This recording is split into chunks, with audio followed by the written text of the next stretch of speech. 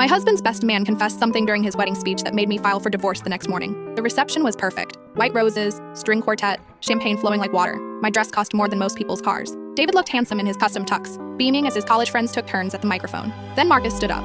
Marcus had been David's roommate for 4 years at Princeton. I'd heard countless stories about their adventures, spring break trips, fraternity pranks, late-night philosophy debates. He was supposed to be David's best man originally, but David chose his brother instead. Something about family obligations. I've known David for 15 years, Marcus began, his voice slightly slurred, and I've watched him become the man he is today. The crowd smiled politely. Standard best man material. David always gets what he wants, Marcus continued, raising his glass. He's determined, focused. Some might say obsessive. My stomach twisted. Something in his tone felt wrong. Take Sarah, for example. He gestured toward me. David saw her at that coffee shop 3 years ago and told me he was going to marry her. I said, dude, you don't even know her name. But David researched everything. Found out where she worked, what gym she went to, her favorite bookstore. The room grew quiet. This wasn't typical wedding speech territory. He started showing up at all her regular spots. Made it seem like coincidence when they finally met. Even befriended her roommate to get invited to that party where they had their first real conversation. My blood ran cold. I remembered that party. David had seemed so charming, so interested in my thoughts on literature. We talked for hours about books I'd mentioned loving to my roommate just days before. Sarah probably thinks it was fate. Marcus laughed bitterly. But David had been planning every interaction for months. He even broke up with his girlfriend Jessica specifically to pursue Sarah.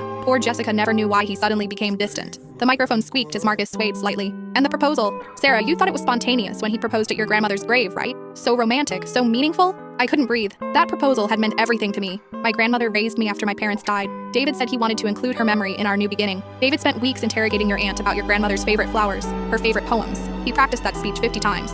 I heard it so many times I memorized it myself. The room was dead silent now. My wedding guests stared at Marcus in horror, but he wasn't finished. David told me marriage was just the next phase of his project. He said Sarah was almost perfect, but needed some adjustments. He's been keeping a list of things to change about her after the honeymoon. I looked at David. His face was white, jaw clenched, not denial, panic. Marcus, David said sharply, that's enough. No, it's not enough, Marcus exploded. I've watched you manipulate her for 3 years. I've listened to you brag about how easy it was to mold her into your perfect woman. You don't love Sarah. You love the idea of owning her. The microphone dropped from Marcus's hand with a screech of feedback. I stood up slowly, my $3,000 dress rustling in the silence. David, I said quietly, is this true? He looked at me with those blue eyes I'd fallen in love with. Sarah, he's drunk. He's jealous because, is it true? I repeated. The pause told me everything. I walked out of my own reception in my wedding dress, past 200 shocked guests, past my sobbing mother, past the photographer still clicking away. I drove to my lawyer's house at midnight, still in my gown. I need to file for divorce, I told him through his doorway. Tomorrow morning. Sarah, he said gently, you just got married 8 hours ago. No, I replied. I just found out I never really got married at all. The annulment was finalized 6 weeks later. Irreconcilable differences stemming from fraud.